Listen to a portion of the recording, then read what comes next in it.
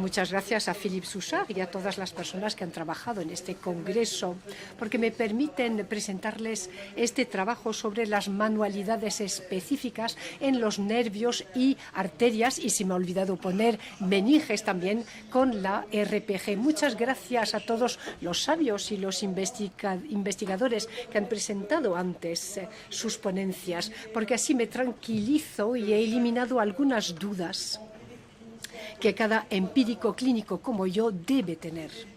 Es evidente que presento un modelo de tratamiento, es evidente que este modelo es prácticamente únicamente empírico y cualquier lectura que pueda hacer de sus trabajos me impondrán a veces cambiarlo, este modelo. Entonces vemos las primeras pistas de los tratamientos neuromeningeos en los curanderos y en las religiosas, en particular en Luxemburgo. También lo encontramos en el mundo clásico de la medicina y de la fisioterapia, pero también en el mundo de los osteópatas. El tratamiento básico de todos estos terapeutas es el estiramiento del tejido neural. Los trabajos de Breuil permitieron insistir en el concepto global que tienen que tener todos estos estiramientos. Personalmente pude seguir una formación inspirada en Butler, pero también en osteopatía, en la escuela de Barral, una formación dada por Alain Croibier, y llevo 3 años dando una formación sobre estas prácticas que se integran naturalmente en la RPG. El sufrimiento del nervio viene de las largas compresiones y de las fuertes elongaciones. Acarrearán un edema que a su vez es factor de agravación de la compresión, y entonces estamos en la espiral de la instauración de los síntomas neuromeningeos.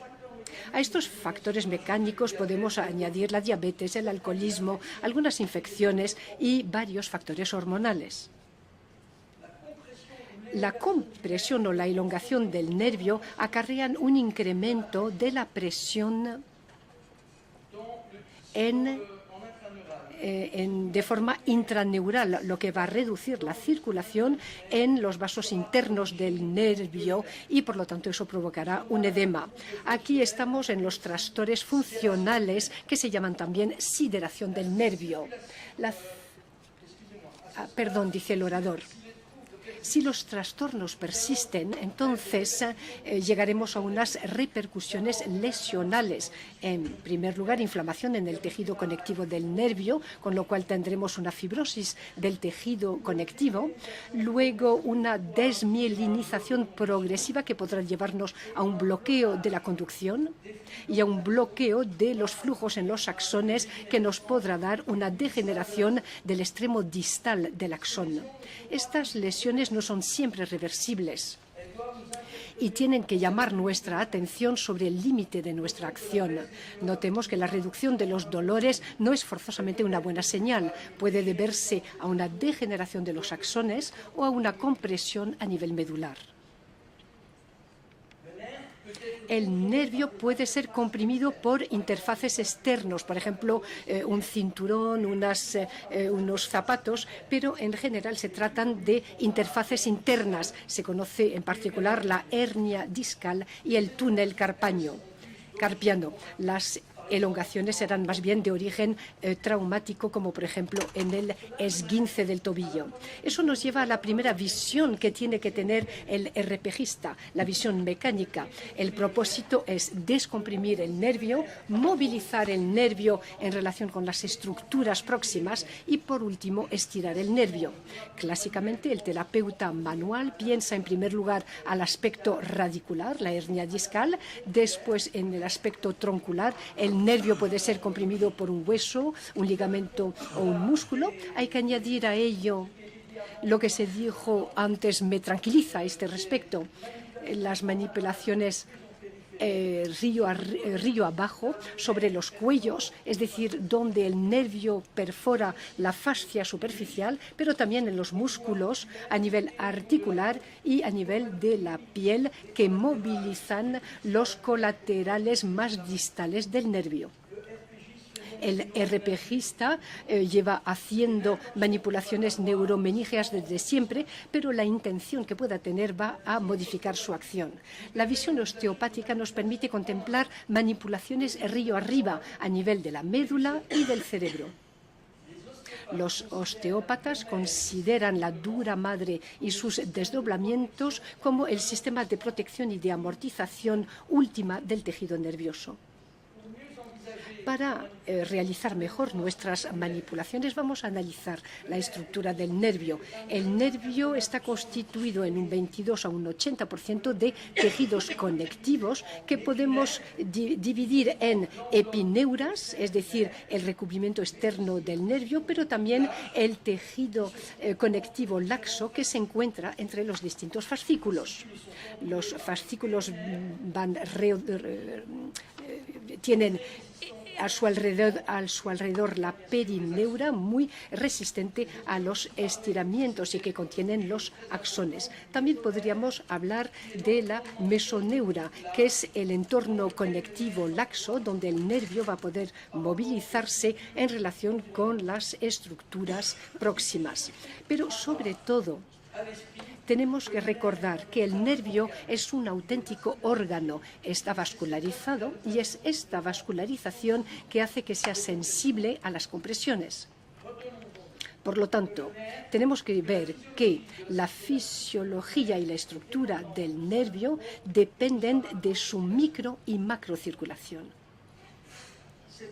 Esta interdependencia nos lleva a la segunda visión que tiene que tener el terapeuta manual. Yo la llamo visión fluídica, pero también se puede llamar vascular o metabólica.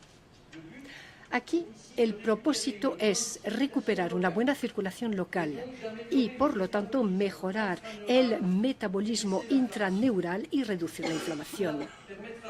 Eso permitirá también una mejor respuesta del tejido conectivo en los estiramientos ulteriores. Para obtener esta mejora, como siempre en nuestra práctica, vamos en primer lugar a recuperar una buena ventilación, porque es la variación de las presiones intratorácicas que es el principal motor de nuestra circulación de retorno. Hemos visto otras razones hoy. Para incrementar esta macrocirculación, vamos a distender los 4 grandes diafragmas que pueden, con su torsión, impedir la circulación de retorno. También, a veces, tenemos que movilizar algunos órganos que pueden comprimir las venas cavas y ácigos, y otras venas también. Progresivamente, nuestra intención será liberar los frenos vasculares más periféricos, en particular en los compartimentos musculares y en algunos músculos de dirección horizontal. Nuestra intención se centra entonces en la microcirculación de la mesoneura y del nervio. Aquí el RPGista tiene que modificar sus costumbres, porque el estiramiento se tiene que posponer en esta intención fluídica de salida. Los estiramientos acarrean un incremento de la presión interna del nervio y, por lo tanto, una reducción de los flujos. Para una mejor microcirculación local, tenemos que colocar la región nerviosa en sufrimiento, acortando, es decir, en contrapostura. Ese es el tratamiento funcional de los osteópatas, o bien el todo es posible al principio de Philippe Souchard. Añadiremos a esta contrapostura manualidades específicas muy suaves en el nervio. En el tratamiento, la visión fluídica y la visión mecánica interactúan. Por supuesto, pueden ser concomitantes. Volvamos a la estructura del nervio y hablemos ahora de su inervación. El nervio, este órgano, es inervado por los nervi nervorum, es decir, los nervios de los nervios, que están en el origen de bucles de retroacción y de reflejos largos que tendrán una influencia importante sobre nuestro tono y, por lo tanto, sobre nuestras posturas. Hemos visto cómo una compresión daba lugar a problemas microcirculatorios y metabólicos. Las informaciones de los nervi nervorum y el bucle de retroacción introducen la tercera visión que tiene que tener el terapeuta manual y el RPGista, es decir, la visión postural, neurológica o tónica. Todo ello se inscribe, por supuesto, en la evolución constante de nuestro método. Hemos partido del músculo y de su fuerza y de su flexibilidad, pero rápidamente nos hemos dado cuenta de que era su control lo que era lo más importante. Para tratar el músculo, nos hemos interesado, pues, por su control postural a través de los receptores musculares y articulares. Luego hemos introducido los exteroreceptores de los sistemas vestibulares de la visión y de la piel. Ahora tenemos que tomar en cuenta las informaciones que vienen de los interoreceptores, es decir, de nuestros nervios, arterias y también vísceras. Esto se integra también en nuestros datos fisiológicos básicos. Y me gustaría recordar esta frase de Sherrington. Abro comillas, en la variedad de estas coordinaciones, un reflejo se puede aislar como si se le pusiera aparte de las otras reacciones reflejas. Este es el reflejo simple. Un reflejo simple es probablemente una pura concepción abstracta, porque todas las partes del sistema nervioso se encuentran conectadas entre sí y cada una no es capaz de reaccionar sin verse afectada por las otras partes de un sistema siempre en actividad. Pero el reflejo simple es cómodo, si no, sería una ficción probable. Sherrington se puede considerar como un precursor del espíritu que anima a los globalistas. Entonces, para nuestra práctica, recordemos que los reflejos complejos provocados por el sufrimiento de un nervio van a perturbar nuestras posturas, nuestra dinámica y también nuestras costumbres de tratamiento. El sufrimiento neuromeníngeo acarrea trastornos posturales, pues, pero hay una doble interacción que nos obliga también a considerar lo postural como el origen de la compresión. Podemos añadir que este sufrimiento neuromeníngeo y los trastornos posturales pueden estar en el origen o pueden ser la consecuencia de disfunciones articulares. Cuando perduran los síntomas, las causas y las consecuencias son difíciles de distinguir y acaban por fijarse a largo plazo. La única actitud terapéutica consiste, pues, en abordar el problema de la forma más global posible. Esto va en el sentido de nuestro método, pero también de los trabajos científicos de Shacklock, que preconiza tratar simultáneamente las interfaces y el sistema postural. En el marco de los problemas neuromenígeos, esta complejidad viene del hecho de que los receptores de tipo C de los nervi nervorum son polimodales y, por lo tanto, sensibles a la mecánica, pero también a la química y a lo térmico. A mi modo de ver, nuestra formación de fisioterapeuta nos hace sobrevaluar las causas mecánicas en detrimento de las causas neurológicas, metabólicas, infecciosas y psicológicas. El terapeuta debe tener, por lo tanto, simultáneamente estas tres visiones o intenciones. Y recuerdo la visión metabólica, que consiste en mejorar la micro y la macrocirculación y, por lo tanto, reducir la sensibilidad química. La visión mecánica, que consiste en liberar las interfaces que comprimen y, por lo tanto, reducir la sensibilidad mecánica. Y la visión postural, las sensibilidades químicas y mecánicas que acarrean tensiones musculares protectoras que el terapeuta tendrá que separar de las tensiones causales de la compresión. Progresivamente, estas tres intenciones nos llevan a una modificación del tejido conectivo del nervio, pero también de la organización del tejido conectivo global. Todo ello tiene una influencia sobre el desarrollo de una sesión y los objetivos a lo largo del tratamiento. Al principio del tratamiento, la primera intención no es estirar el nervio, lo habrán entendido, sino favorecer su vascularización y su drenaje y, por lo tanto, mejorar el metabolismo. Esto tendrá como consecuencia el apagar un número máximo de nociceptores, lo que acarreará modificaciones posturales positivas. Desde el punto de vista práctico, es el concepto de contrapostura que se asocia con una buena ventilación y con técnicas intraneurales muy suaves. Progresivamente, el RPGista reinstala el tono y la tensión conectiva. Aquí el propósito es tratar las consecuencias y las causas más estructurales. En primer lugar, con tensiones transversales en los diafragmas y todo lo que comprime el nervio. Luego pasamos a las tensiones longitudinales, que suelen ser las consecuencias, y también tenemos que introducir movilizaciones extraneurales.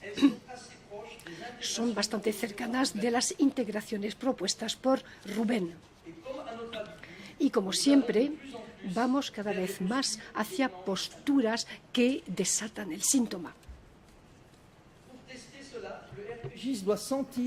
El RPGista tiene que sentir la capacidad que tienen los nervios y las arterias en movilizarse en relación con las demás estructuras. Esta es la movilidad extraneural.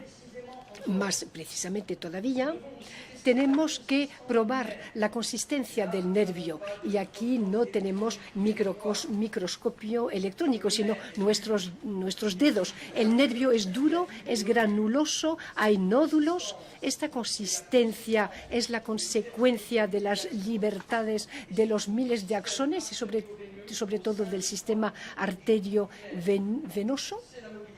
Esta es la movilidad intraneural. Veamos algunos ejemplos de estas interfaces en imágenes. Aquí la piel con sus cicatrices, aquí en el territorio del nervio costobraquial, puesto en tela de juicio en caso de cirugía después de un cáncer, de un cáncer mamal. Aquí tenemos un cuello en el nervio sural, luego tenemos todos los canales fibrosos, aquí el túnel carpiano, aquí dos músculos que comprimen el plexo braquial, es el espacio interescalénico. Luego el mismo plexo braquial aquí comprimido por dos huesos es el pellizco costoclavicular. Y luego tenemos la zona de conflicto extraneural más conocida, que es por supuesto la hernia discal foraminal abajo y canalar arriba. Si el nervio periférico se para a nivel de la columna vertebral, la información tiene que proseguir hacia los centros superiores y ahí también puede haber compresiones. La médula espinal viene protegida por el canal vertebral, que es un auténtico anillo óseo, y este anillo podrá, tras unas deformaciones artrósicas, comprimir el tejido nervioso, y este es el canal estrecho. Dentro de este canal, la dura madre va a delimitar dos espacios. El espacio intradural, con líquido cefalorraquídeo, y el espacio epidural, con su importante plexo venoso y las células grasas.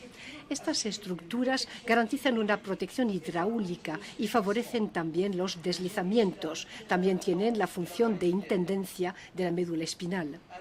Dentro del canal vertebral hay una separación del tejido conectivo y del tejido nervioso que estaban entremezclados a nivel del nervio. La dura madre será sensible gracias a su inervación por el nervio sinovertebral. Este nervio sinovertebral está en el origen de un plexo nervioso más importante en relación con el disco, aquí detrás del cuerpo vertebral. Cualquier compresión a este nivel acarrea un bucle de retroacción que perturba nuestro control propioceptivo y que puede provocar, por ejemplo, un lumbago. En la hernia discal, el propósito principal del sistema postural es evitar la compresión de la médula o de la raíz del nervio. Por lo tanto, es el mismo principio que para los nervi nervorum en la compresión troncular. Como siempre, el RPGista empieza en el no dolor. También aquí tendrá que ir hasta la contrapostura y, sobre todo, posponer todas estas intenciones morfológicas. Ahora unas imágenes para ilustrar el contenido del canal vertebral. Aquí tenemos el espacio epidural con su importante plexo y el tejido graso. Su función principal es la amortización transversal, sobre todo. Aquí tenemos la dura madre, muy sólida, que amortigua las tracciones longitudinales. Histológicamente se prolonga en los nervios a través de la epineura que rodea los fascículos. Como para los nervios en la periferia, tenemos que abordar la columna vertebral y la médula con estas tres visiones. A nivel fluídico, con los plexos venosos que vamos a drenar y el líquido cefalorraquídeo. A nivel mecánico, con las protecciones pasivas, el canal vertebral, la dura madre, la grasa, los discos y los ligamentos. Todos estos elementos, gracias a su sensibilidad, van a actuar de forma reflejo sobre nuestro tono y nuestras posturas y nos imponen nuestra visión postural global. Estas tres intenciones interactúan, nos imponen y justifican la atención global. Es decir, somos las manos activas del reumatólogo y también del neurólogo. La tensión de los nervios periféricos se transmite en dos estructuras. En la dura madre, muy poco elástica, que transmitirá estas tensiones a la cabeza y al sacro. La médula espinal, aquí en rojo. No, perdón, está en amarillo, pero el tejido nervioso viene en rojo. La médula espinal, que tiene una muy buena elasticidad. Y en el test de la bicicleta, por ejemplo, la médula se alarga de 5 a 9 centímetros, es decir, un 20%. Las tensiones no amortiguadas por la médula se transmiten al tronco cerebral. La primera amortización a este nivel será fluídica a través del principio de Arquímedes. Nuestro cerebro está casi en flotación en el líquido cefalorraquídeo. Las tensiones residuales se transmiten y se amortiguan luego por los desdoblamientos de la dura madre, aquí y allá. Sutherland fue el primero en hablar de este conjunto craneosacro. La dura madre, aquí tenemos este manguito o tendón hueco, tiene un sistema de amortiguamiento en cada extremidad, abajo en el sacro y arriba.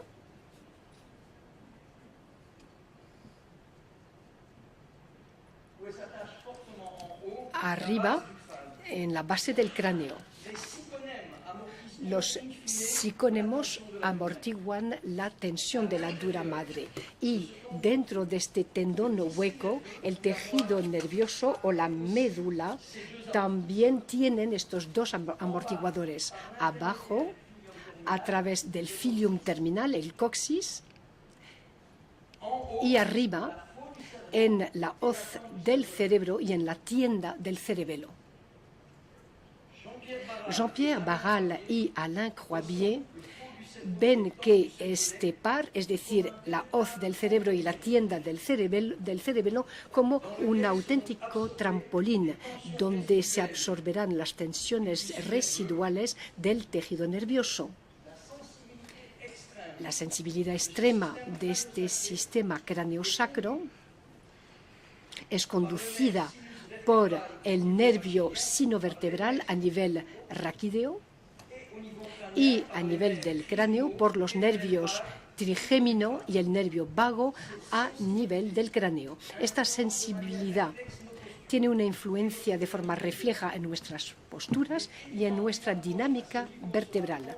Un enfoque a este nivel tendrá que contemplarse al principio de una sesión para los pacientes frágiles a nivel nervioso. Estas nociones, que tienen una fuerte influencia en el nivel postural, tienen que formar parte de la reflexión de los RPGistas. A modo de conclusión, diré que a nivel mecánico, el RPGista tendrá que contemplar la ralentización del deslizamiento del tejido neural a todos los niveles, en intraneural, a nivel troncular, a nivel radicular, a nivel canalar y a nivel craneosacro. También tenemos que recordar que todas las restricciones de movilidad a cualquier nivel constituyen un elemento que favorecerá otras restricciones en otros sitios. Ese es el concepto del Double Crush Syndrome. Para las grandes compresiones es evidente que la cirugía es a veces indispensable, pero tenemos que saber que las causas de la hernia no se van a contemplar y muy a menudo los problemas se van a transmitir a los niveles superiores. Las inyecciones y los medicamentos tampoco van en contra de nuestra acción. Terminaré insistiendo en las interrelaciones entre el sistema nervioso y el sistema circulatorio, que depende de la ventilación, como lo hemos visto. Entre ambos sistemas, el tejido conectivo con los fibroblastas y la matriz extracelular y muchas más cosas es el interlocutor privilegiado del RPGista, que le informa a través de las posturas a nivel global y de forma más precisa a través de su manualidad. El tejido conjuntivo no tiene la única función de relación mecánica. La matriz también es el nivel arcaico de todos nuestros intercambios. Está en relación con todos nuestros órganos y todos nuestros sistemas. El RPGista tiene que ser optimista, pues, en cuanto a su participación en la salud general de sus pacientes. Pero cuidado, esta complejidad y todas estas interrelaciones le tienen que dar informaciones sobre los límites de su acción. El peligro de la intervención neuromeningea es no referir, de no derivar al paciente en caso de no progreso. La falta de dolor es una trampa. Hay otro peligro también. Como lo dijo Einstein, la extrema nitidez, la claridad y la certidumbre solo se adquieren a costa de un inmenso sacrificio, que es perder de vista el conjunto. Como siempre, hay nuevos conocimientos que pueden aparecer. En caso de síntoma neuromeningeo, buscaremos la solución a través de estos nuevos conocimientos. El riesgo sería perderse en el análisis con un plano focal demasiado reducido.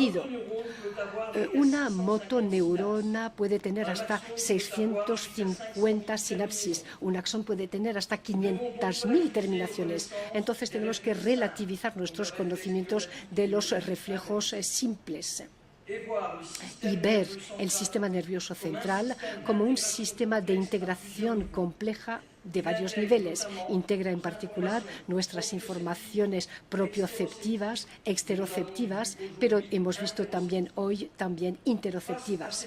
Frente a esta complejidad, la reeducación postural global de Philippe Souchard es pragmática y llena de sentido común. Siempre es la reacción del paciente la que tiene que guiar al RPGista para que este método sea todavía más eficaz. Tenemos que aprender siempre. Tenemos que escuchar a los sabios, a los investigadores, tenemos que incrementar nuestros conocimientos, pero todos los días también tenemos que trabajar con intención y atención para que nuestro conocimiento, el conocimiento de nuestros sentidos, crezca también. No hay que olvidar nuestros principios. Muchísimas gracias por su atención.